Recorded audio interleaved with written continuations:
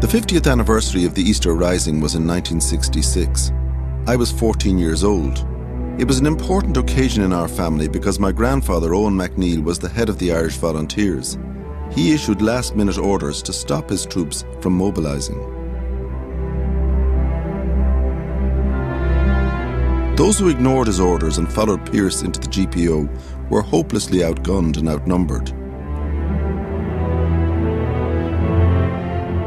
It was a revolution driven by romance rather than reality, one in which those that died became patriots and those that didn't became prisoners.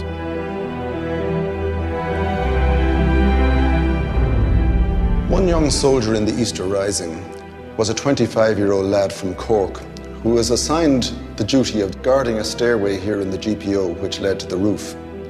He was committed to the cause, but even more committed to delivering the cause. Not to dying a martyr's death for freedom, but staying alive to achieve that freedom. His name was Mícheál Collins, and in my view, by any standard, he was Ireland's greatest.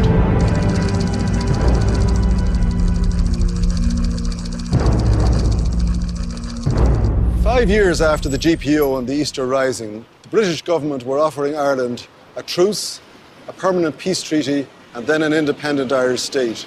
None of this would have happened without one man, my man, Mícheál Collins.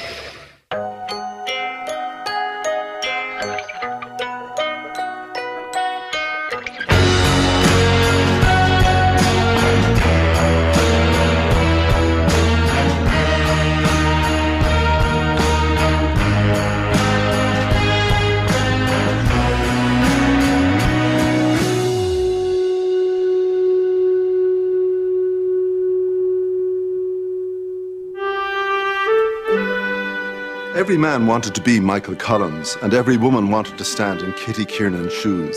He was Ireland's Scarlet Pimpernel, the man who beat the empire.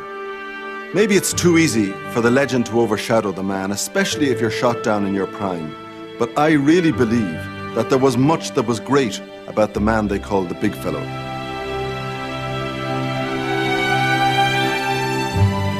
He showed bravery, he showed leadership, he showed genius throughout his short life. He was a man for all seasons, soldier, statesman, diplomat, financier, intelligence supremo. Whatever it took, he gave it in order to achieve his only ambition in life, the freedom of his country. He was Ireland's George Washington. He was our Nelson Mandela.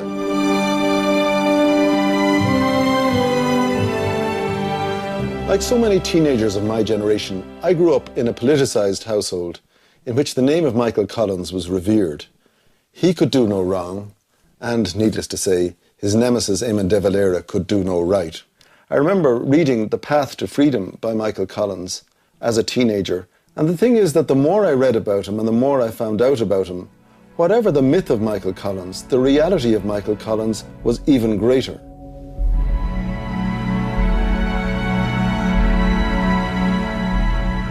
Like many heroes, Collins had modest beginnings. The youngest son of farming parents, he was born in 1890 between Clonakilty and Rosscarbery in West Cork. But by the turn of the century, Ireland was no country for young men, and in time it would be his turn to take the boat. But not before his father had recognised something unique in his youngest child. Mícheál Collins' father was 70 years of age when Mícheál was born. And as he lay on his deathbed, he spoke about his 7-year-old son. He said, "One day he'll be a great man. He'll do great work for Ireland." Now, we're all ambitious for our children, but who would have believed that the words of this man spoken on his deathbed in 1897 would turn out to be so true? By 1906, opportunities for bright youngsters were in short supply in West Cork. So when it was his time to go, Mícheál joined his sister Hanny at the heart of the empire in London. Like so many Irish men and women, Collins emigrated to London at the age of 16. And in the decade that followed, 1912 to 1922, he went from being a lumbering teenager to the powerhouse of Ireland's revolution. That's some decade.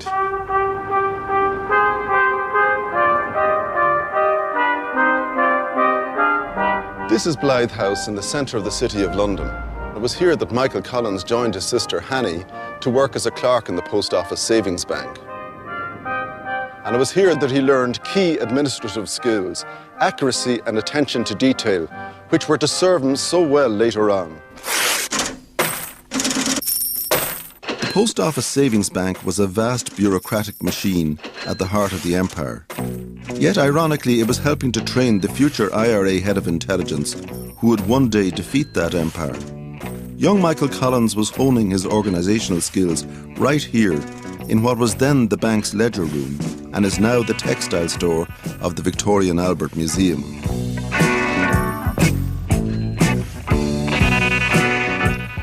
Actually, he was very lucky to get in here in the first place because he flunked his civil service maths and copying exam. But what he did learn is what every good public servant knows. Keep your head down, don't draw attention to yourself. Know what's going on around you and make yourself indispensable. Because after all, knowledge is power. Edwardian summer, another world. Yet since the death of Victoria, a world moving along with the spanking pace of the most well-bred of horses. I think London was where Collins showed an early mark of his greatness, being able to see beyond the two-dimensional caricature of the British Empire. The capital gave him the opportunity to get right inside the belly of the beast.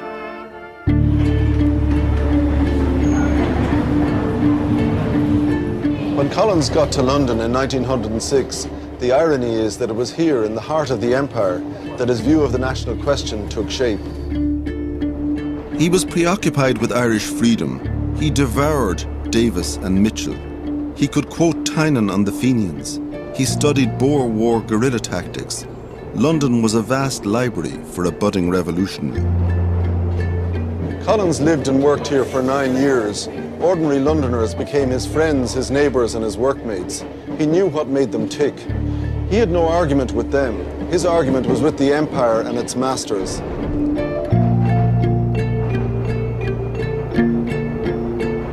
But while his head was crammed with big ideas, he was still a teenager. And where else do you go if you're Irish and new in town? Well, the first thing in our heads when we lose the ball, we have to recover it. We still hit the shoulder, lads. Collins joined the Geraldines GAA club and soon became club secretary. He wasn't a particularly gifted footballer, but he was big, stubborn and competitive. He was a good organiser and a bad loser, and he wore his Irishness on his sleeve. Collins joins the Geraldines at the age of 16 when he comes to London. And by the age of 19, he's club secretary. The club hadn't been doing very well in competition. And in his annual report, Collins noted, "Our internal troubles were saddening, but our efforts in football and hurling were perfectly heartbreaking. In no single contest have our colours been crowned with success." If he has you fucking hell, don't forget you can stop and change direction. So even as a teenager here in West London, Collins had no time for underachievement, for slackers or for failure. He was fiercely competitive, and he didn't know when he was beaten.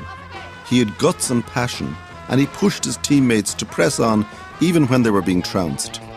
And he was prepared to play dirty if he could get away with it. He was the classic team player, not very flash, but lots of heart.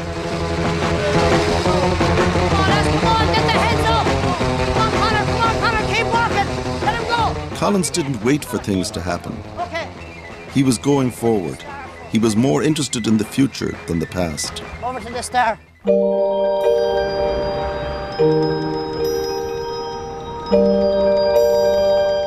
His energy and ability soon brought him to the attention of the Irish Republican Brotherhood, the IRB, for which the GAA was a natural recruiting ground. The Irish Republican Brotherhood, the original Fenians, were a secret army committed to the independent democratic Ireland that Collins dreamed of. For a young rebel looking for a cause, Collins and the IRB were made for each other. The matchmaker in all of this was another post office worker and GAA stalwart, Sam Maguire. Yes, that's Sam Maguire. He was part of a revitalised IRB in London, and he was on the lookout for the next generation of revolutionaries who might succeed where so many had failed before. From the outside, this upmarket design warehouse in Islington seems a million miles away from Michael Collins' London. But it was here in 1909 that he was sworn into the Irish Republican Brotherhood. Although he was only 19 years old, I get the feeling Collins was a man in a hurry, that there was work to be done, progress to be made.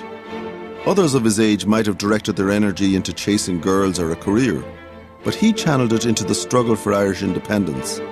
And it was in Barnsbury Hall, right here in this room, that he made it his sworn mission to achieve an Irish Republic. But the republic that Collins was swearing his loyalty to wasn't the Marxist Workers' Republic that James Connolly was advocating at that time. It was the modern democratic Irish Republic that we know and love. What's remarkable about the IRB is how advanced its ideas on democracy were. You have to remember that there were very few examples of what we now call democracy in the world at that time. Voting rights were restricted, government was by an elite, there was little organised public welfare, health or education. So the idea of taking power from the empire and handing it to the people was truly radical. Collins and the IRB put the people at the heart of the republic. Not an ideology, not a dictator, not a king, but the people. And you know, I think this place and this moment was key to Collins' greatness. He wasn't...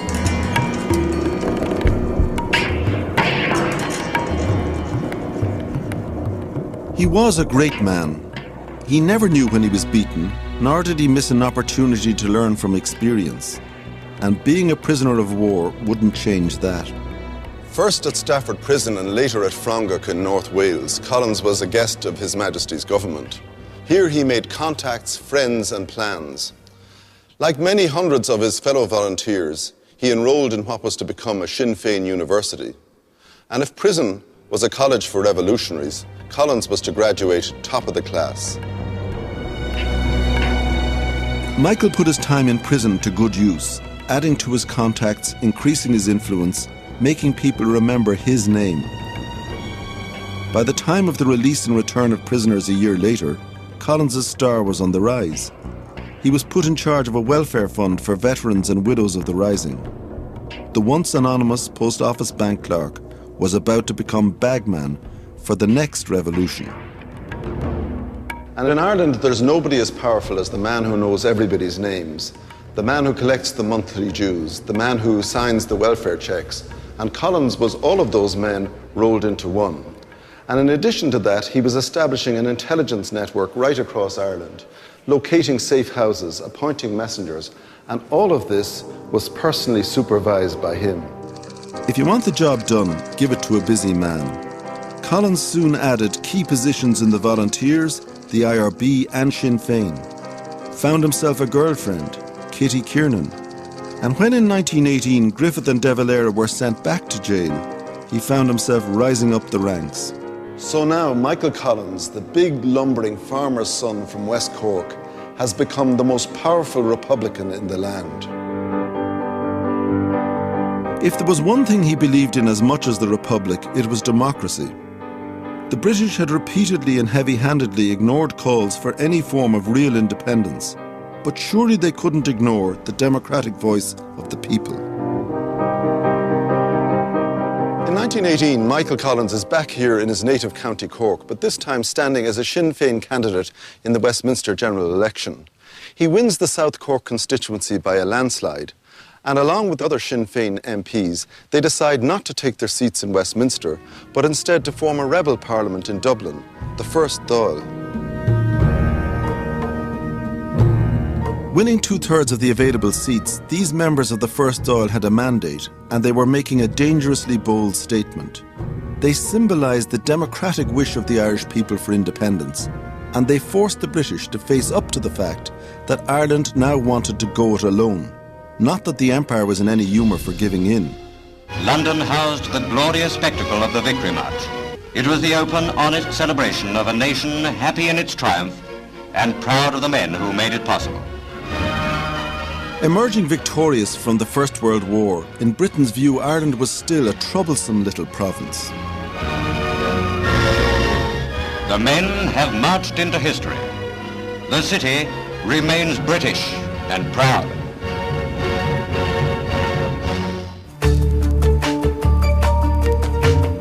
But not for the first time, Collins would put a dent in that pride when he staged one of his most brilliant and audacious operations.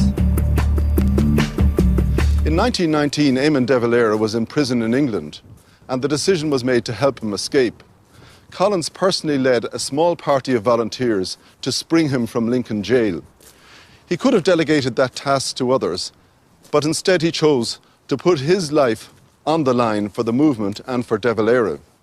It seems to me that that shows that he was an immensely brave man. And if greatness has anything to do with bravery, Michael Collins had it in spades. The British viewed the First Dáil as a mere upstart, but de Valera, Collins and everybody else in it took it very seriously indeed. If their alternative to Westminster was to succeed, it needed money, lots of it. It fell to the new 29-year-old Minister for Finance to raise that money. The aim was to bring in £500,000, half in Ireland, half overseas. Collins set about raising a bond issue. 1916 veterans, their families, and Dáil TDs, including my grandfather, were among the first subscribers. With funds also flowing in from Eamon de Valera's efforts in America, it soon became a massive success. Collins alone raised £500,000 for the new rebel government. It's one thing to raise £500,000 for an illegal republic. It's another thing completely to keep it safe and sound. And Collins used all his banking and organisational skills to keep it hidden in accounts across the country. The British government hired a resident magistrate called Alan Bell, and he started to trace where the money was being kept. Army and police raids began yielding evidence of where the money was going. Within months, Bell was issuing summonses to Collins's bankers. In return, Collins put his newly formed intelligence squad on Alan Bell's tail. Collins realised he had to act. So Bell was travelling on a tram in Dublin in broad daylight when 3 members of the squad dragged him from the tram and shot him 3 times in the head. Bell's assassination brought the financial investigation to an end. Shooting him was clinical and ruthless, but if the rebel government was to survive, it was necessary.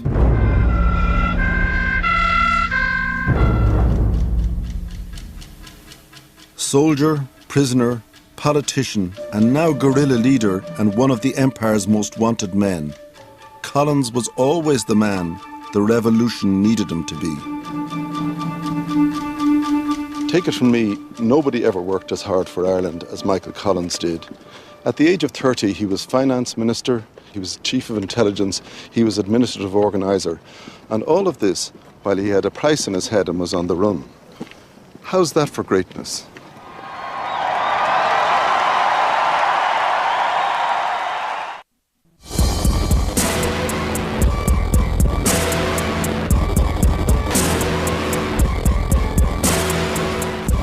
So here we are in Dublin Castle, the seat of British power in Ireland for 800 years.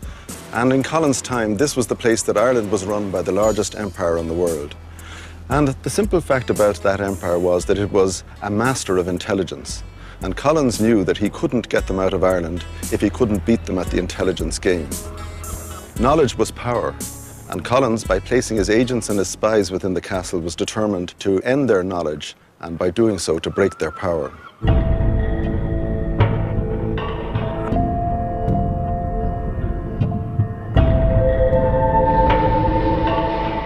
The decision to kill Alan Bell, Dublin Castle's financial investigator, was a demonstration of Collins' willingness, tactically and morally, to employ whatever was necessary to achieve the ultimate end, Irish freedom. But Michael Collins believed he had a mandate from the people to achieve that end. His campaign was a new kind of warfare, covert and calculated, ruthless but efficient. Collins was quite prepared to justify the use of violence in support of political aims, but he didn't believe in the use of violence as an end in itself or in the use of terror. And when it came to eliminating the force of G-men, the British intelligence officers located in this castle, even in their case he felt honour-bound to give them a sporting chance, in the sense that he gave them a warning to get the hell out of Ireland. A small group of highly motivated Dubliners, known as the Squad, carried out Collins's orders. And pubs like Cleary's on Amiens Street were among their safe houses. They came from ordinary working class communities, and their loyalty to Collins was legendary. And he had something about him that people took to. You know, the working class, the poor, he seemed to come down to their level. They would have been his eyes and ears, they would have. There's lots of people that would have done anything for Collins, particularly in these areas, like, you know. There's a young lady called Molly O'Reilly, 15 years of age, was carrying guns. She was a local lady. There's 3 generations of her people still drinking the pub. There must have been a kind of magic about him as a character, because it isn't easy for a fellow from West Cork to come here to the heart of Dublin and to get the whole community working with them.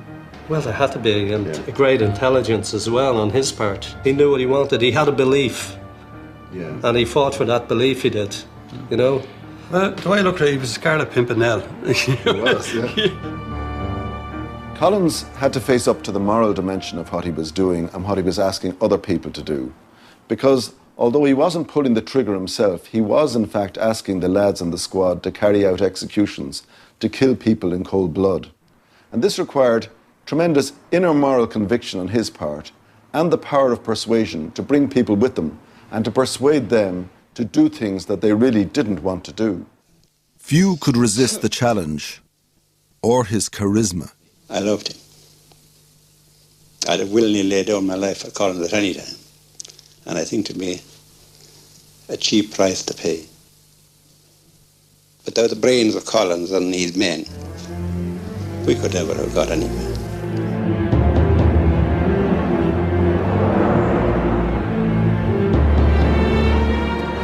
Collins didn't have it all his own way. There were people in the movement who wanted to confront the British in spectacular pitched battles. The Custom House behind me is the place where it all came to a head. On one afternoon, in a spectacular operation, the records of the British administration were burned to the ground.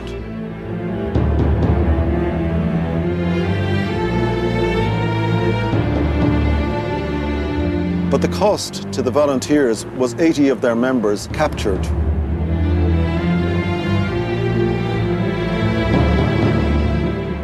Collins knew that open warfare was not sustainable, and in the end it was his secret warfare strategy that won the day.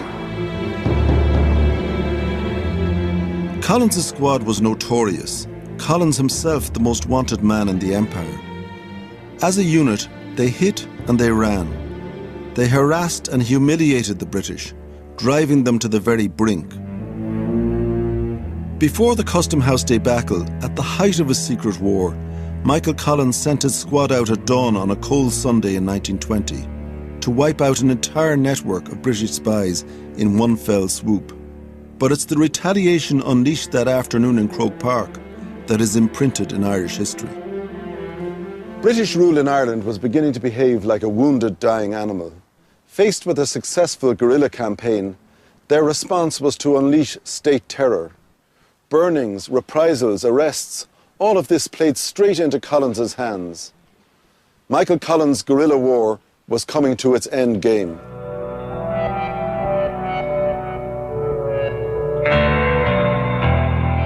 When the bodies of soldiers killed in Ireland began returning to Britain in numbers, there was public outcry. Opinion turned against the war and against the government. Westminster finally took notice. The whole point of Collins' guerrilla war was to force the British to withdraw from Ireland. And he won his point. The Empire called a truce in July 1921. Collins knew that he hadn't the men and the resources to keep up the struggle indefinitely. And he also knew that one aspect of the truce was that he'd had to bring his secret army and organisation out into the open, to use his own phrase, like rabbits out of their burrows.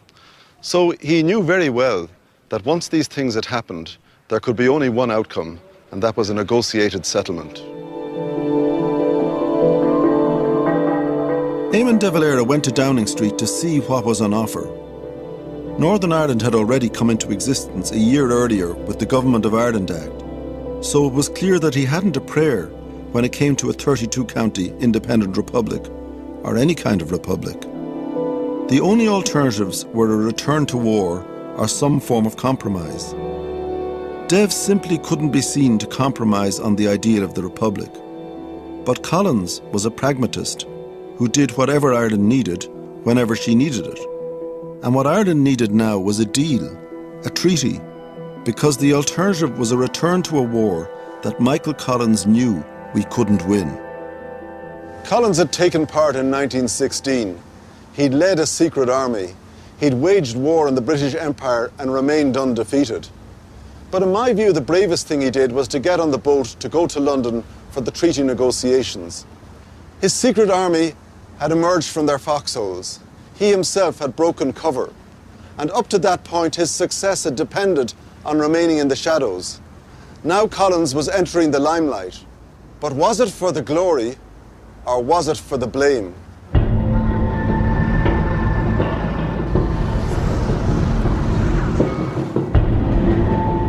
Michael Collins wanted freedom for Ireland as much as anyone, but he knew the British. He hadn't just fought them, he'd lived among them. And now he was back in town, this time looking for independence. But you don't beat an empire in one battle, you take it in stages. For Collins, one stage was over, the next was about to begin.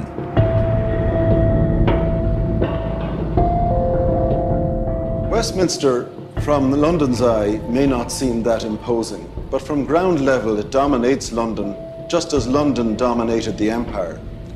Michael Collins' guerrilla war broke that dominance and allowed the Irish to look the British as equals in the eye. And let's look at what Arthur Griffith had to say about Collins. He said, "Michael Collins won the war. He's the man, and no one knows it better than I do, whose matchless energy and indomitable will carried Ireland through the years of terror. Michael Collins beat the black and tan terror until England was forced to offer terms of peace." The rest of the Irish negotiating team, Griffith, Barton, Duggan and Gavin Duffy, headed to Hand's place in London ahead of Collins, who was busy getting engaged to Kitty Kiernan. But when Michael arrived independently in London a day later, there was nothing nostalgic about his return to a city he knew well. This time he knew he was about to enter the lion's den.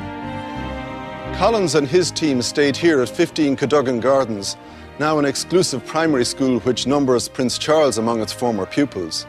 Collins may have been negotiating a peace treaty, but he also remained the head of the IRB and Director of Intelligence. He needed privacy. He needed to stay in touch with his communications network. And above all, he needed to keep his options open in case the negotiations broke down. But he was committed to negotiate, and Michael Collins was about to show the same flair for talking as he had for fighting. This was the international news story of the day, and everyone wanted a part of its leading Irish player. Sir John Lavery painted a portrait of Michael Collins during the treaty negotiations in London in 1921. Some say his wife, Hazel, succumbed to Collins' charms. Collins had charisma, but in London he was developing the status of a Hollywood movie star. The elusive Irish Pimpernel was freely walking the streets of the empire's capital. For better or worse, he was now out in the open.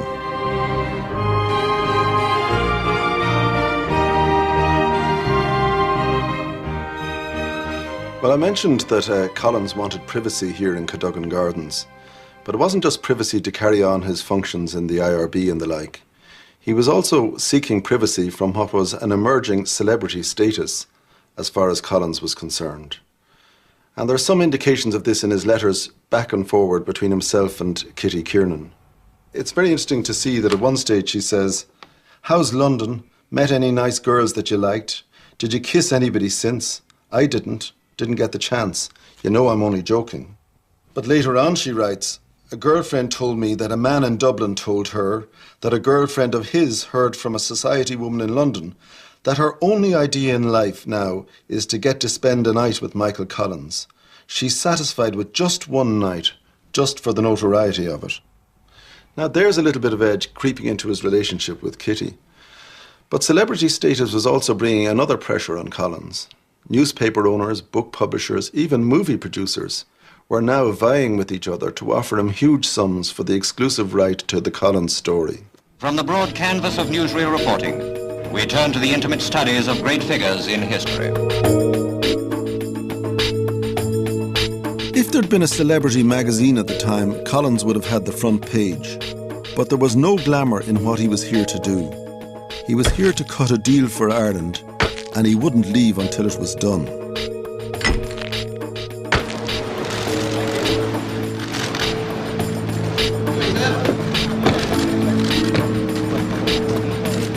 What's that?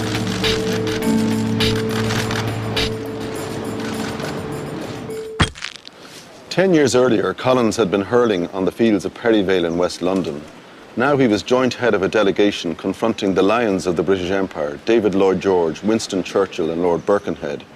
Griffith was the brains of the operation, but Collins was its powerhouse and its personality. Collins and the other delegates found themselves starting a game already 2 goals down. As far as the British were concerned, a united Ireland was out. An independent Irish Republic was also out. What was on offer was Dominion status, similar to Canada, independence, but within the British Commonwealth.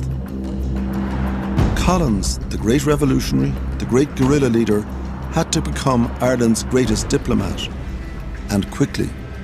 Collins, by turns, charmed, infuriated, but impressed the British. The Cabinet Secretary, Tom Jones, wrote, "The tenacity of the IRA is extraordinary. Where was Michael Collins during the Great War? He would have been worth 12 brass hats. I'm sure the Prime Minister has a secret admiration for him. He'll be canonised someday." The truth is, Collins was now fighting on 2 fronts. In London, he was going face to face with Empire heavyweights like Lloyd George and Churchill. Back in Dublin, hardliners like Cathal Brugha and Austin Stack were threatening to split the cabinet by demanding total separation from the British Crown. As the storm clouds gathered, Collins, Griffith and the team needed all their skills to keep any hope of independence alive.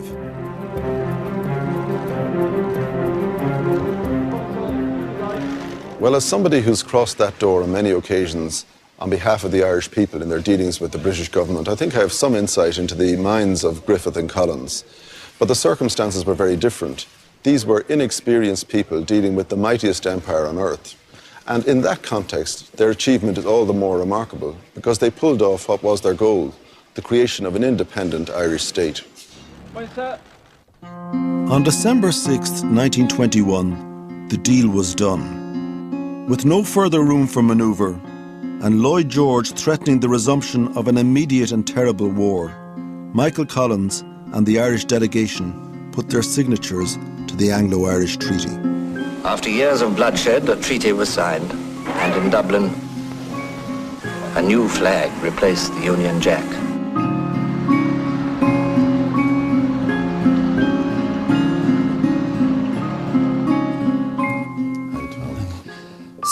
Now, I've put my name to many documents in my time, but nothing compares to the hastily typed sheaf of papers signed in London that day in 1921. The Irish copy of the treaty is now in the care of the National Archives, and curator Tom Quinlan has arranged a rare privilege. I'm being allowed view this remarkable document. Seeing the original that normally the public doesn't get to see. It's amazing. It's fantastic. This is, to me, you know, the foundation document of the independent Ireland. Wow. On behalf of the Irish delegation, on behalf of the British delegation, that's absolutely amazing. Lloyd George, Chamberlain, Birkenhead, and Winston Churchill, the victors of the First World War, and on the other hand, Arthur Griffith, Michael Collins, Robert Barton, Duggan, and Gavin Duffy.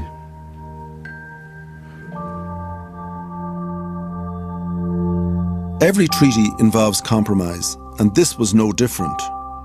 But with their signatures, the course of Irish history would change forever. And I think we should be grateful for their courage. There must have been self-doubt.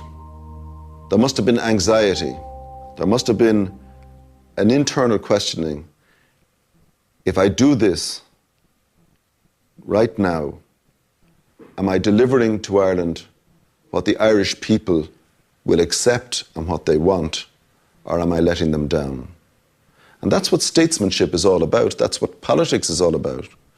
And politics is a mix sometimes of personal ambition, the will to survive politically, and the will to do the best you can for your country.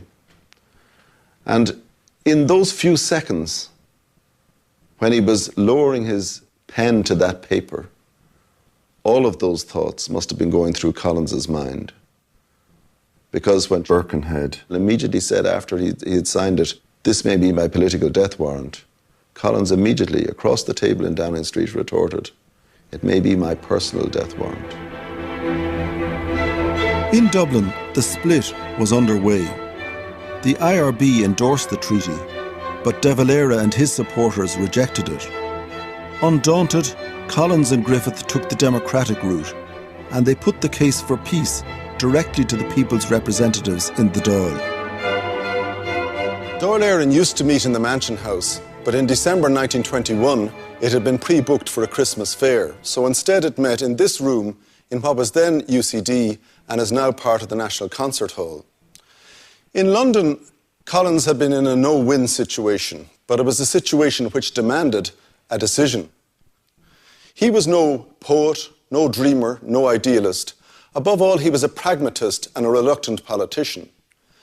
De Valera was angry, but Michael Collins was determined to stand up his decision and to stand over it.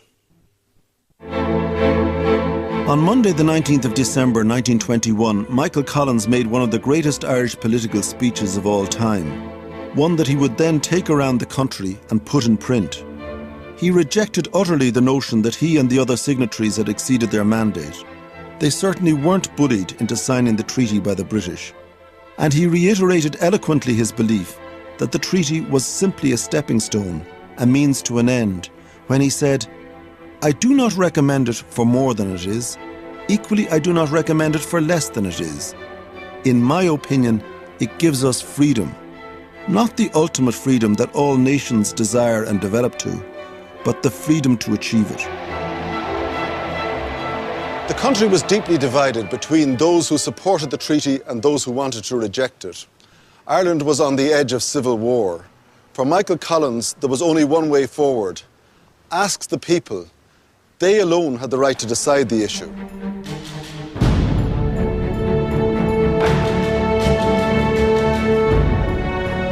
De Valera had resigned and Michael Collins was the head of the Provisional government. That June, in the general election, effectively a referendum on the treaty, the people gave Collins an overwhelming endorsement. Ireland, save the 6 counties of Ulster, had become the Irish Free State. Down came the barriers and barbed wire so long associated with British rule, and the Crown's forces marched out for good. After 700 years, it was Michael Collins who began closing the door on British occupation. Now it was their turn to take the boat. The Irish were back in charge of their own destiny.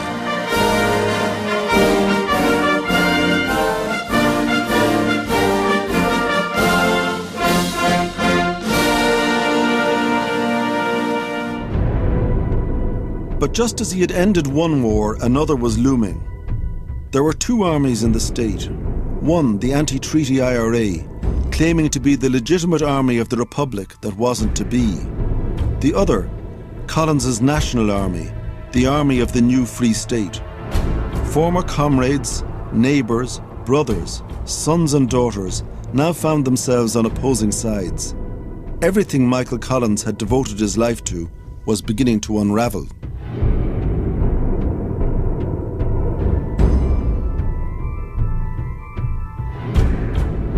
An anti-treaty garrison barricaded in the forecourts had been tolerated by Collins for months, as he made desperate behind-the-scenes efforts to reconcile old comrades.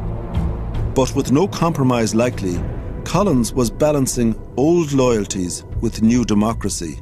Something had to give. The rebels kidnapped a Free State general. Then, rightly or not, they were also blamed for the assassination of Sir Henry Wilson in London. The British gave Collins an ultimatum: to get the IRA out of the forecourts, or they would. So faced with this dilemma, he made the tough decision, and that was to clear the forecourts garrison himself.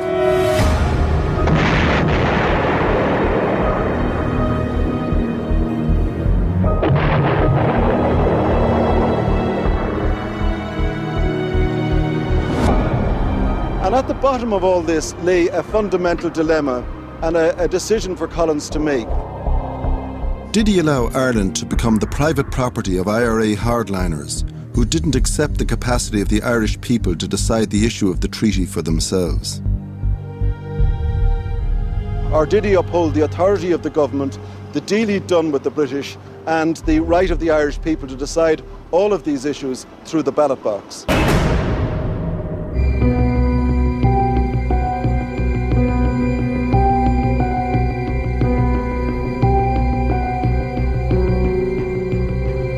Although brief, the 11-month civil war was bloody, bitter, and left scars that would take generations to heal. Ireland began tearing itself apart.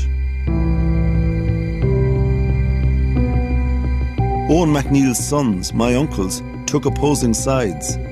One of them, Brian MacNeill, sided against the treaty and was killed in a running battle in Sligo.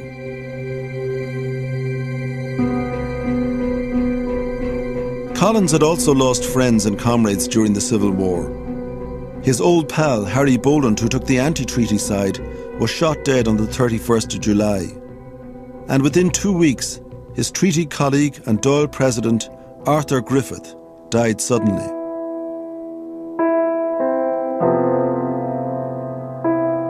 Only days ahead of an even bigger funeral, Michael Collins led the Griffith cortege to Glasnevin, the final resting place for Ireland's greatest heroes.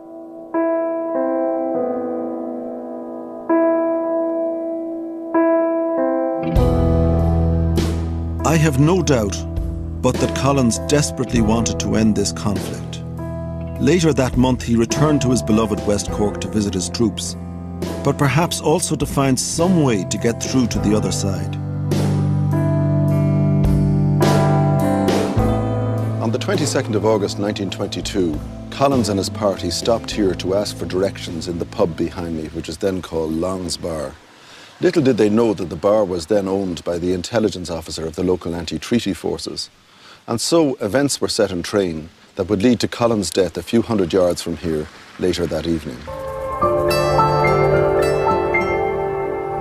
His father had predicted great things for Michael Collins, but it was a single bullet in a scrappy skirmish on a quiet back road that killed him. They say that those who the gods love die young, and heroes often come to a tragic end. Michael Collins could have died in the 1916 Rising. He could have been gunned down by the G-men who hunted him across Ireland. He could have been assassinated at a great public event surrounding the treaty controversy. But instead, his death came here on a lonely country road in southwest Cork on the 22nd of August 1922. And with his death, Collins moved from history to legend.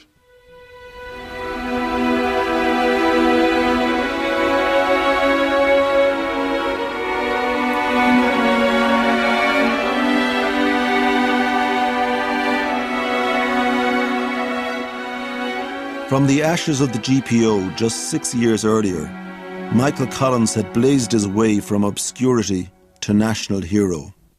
His death left the country dumbstruck.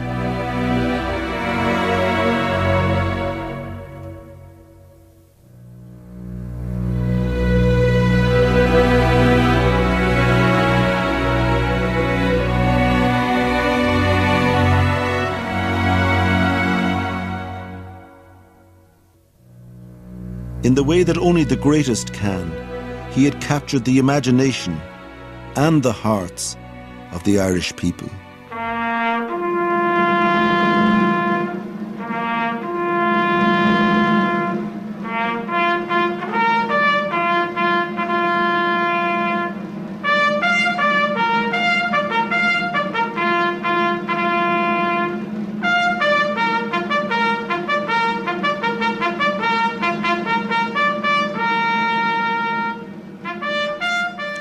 he was 2 months short of his 32nd birthday.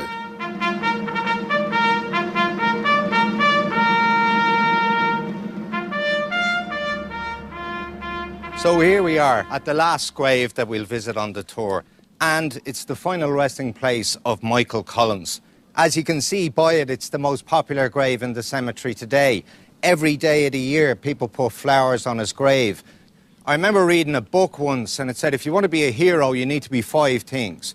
You need to be young, charismatic, good-looking, intelligent, and dead. His epitaph is simplicity itself.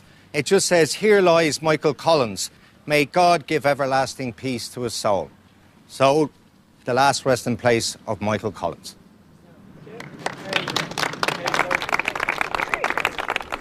In 1937, Ireland adopted its present form of Republican Constitution, and in 1948, we left the British Commonwealth. Collins never lived to see these events, but the men and women who achieved them for Ireland stood on his shoulders, and our modern Irish democracy is built on the foundations that Collins laid. Perhaps the most unlikely yet poignant tribute was eventually paid to him by his fellow patriot and rival, Eamon de Valera. He's claimed to have said, "In the fullness of time, history will record the greatness of Collins, and it will be recorded at my expense." Eventually, Eamon de Valera parted with the hardliners and dedicated himself to developing the democratic ideals which Michael Collins fought and died for.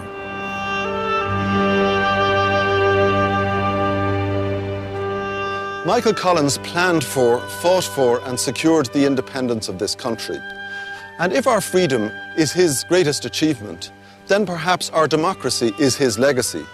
Because in the last analysis, we the people decide every important issue through the ballot box. And no minority, no ideology, and no threat of violence can stand in our way. This is our republic, and we have Michael Collins to thank for that.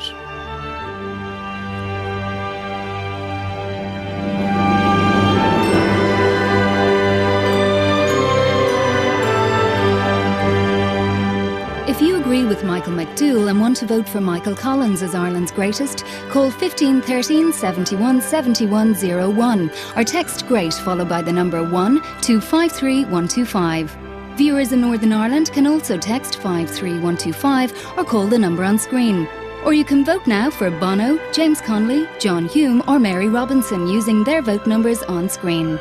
Full details are on RTE Airtel page 197 and online at rte.ie/Ireland's Greatest. Voting will close during the Late Late Show on Friday the 22nd of October when the final results will also be revealed. And next week, Dave Fanning champions Bono to head the list of Ireland's greatest here on One. On the way now, it's the Frontline and more details on that in just a few moments.